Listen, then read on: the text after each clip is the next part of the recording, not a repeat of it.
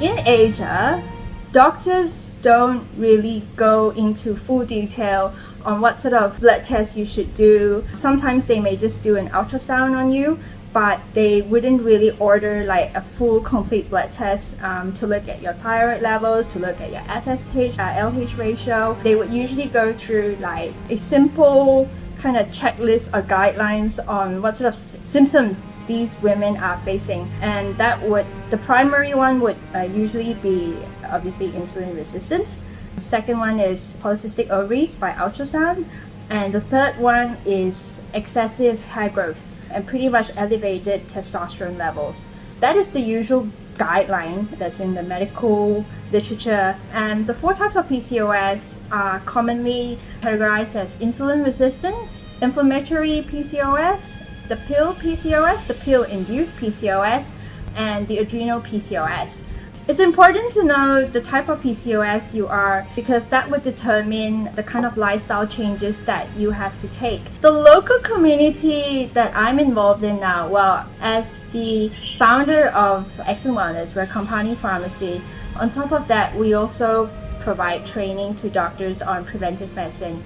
Before the few of us actually embarked on this preventive medicine journey, we thought that PCOS was just something that happens like that, and women who are put on the birth control pill are behaving like that. Women who have irregular menses are like that. It's not something that anybody will openly, I wouldn't say embrace, but openly talk about or understand. Through this journey that I realized after having met so many doctors, having met so many doctor friends who are in this, that I realized that not every one of us are actually equipped to properly diagnose PCOS. Not many of us with our prior training and education would actually really go into full details on what PCOS is. There are a lot of things that a woman can do before their doctor's visit. Basically list out all the symptoms, every single detail of uncomfortable or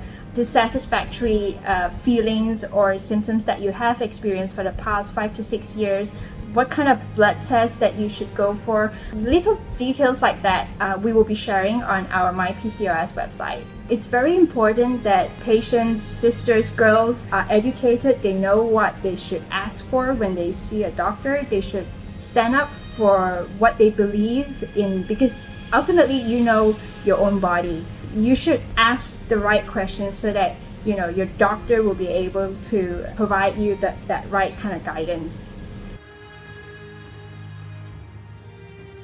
Mental health is especially important for women with PCOS because you need to really take full control of yourself, of your life, and know exactly what you want. Because if you have been going through this for the last decade or so, you would probably be going through a roller coaster of emotions.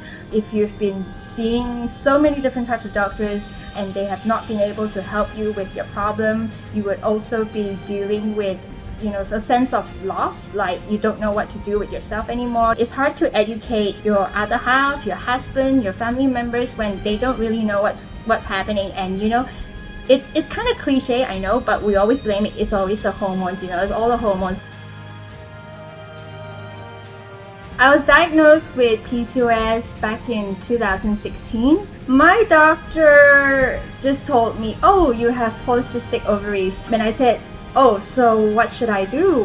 What can I do? Should I take any supplements? Should I be on any medication?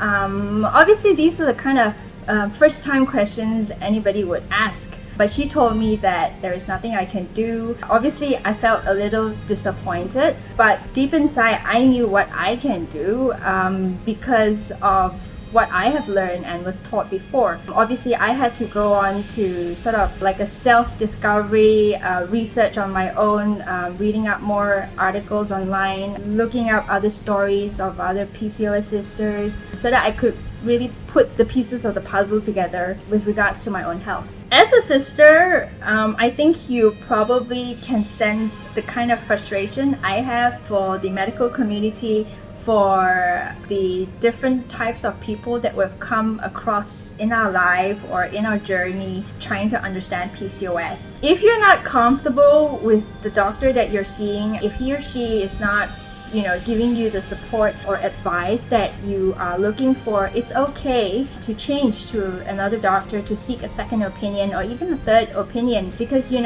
finding a doctor that's right for you is like finding your best friend who's going to hold your hand through this journey as you discover and sort of, I wouldn't say embrace, but live with PCOS. Everything that you have or everything that you're going through actually is part of a huge puzzle.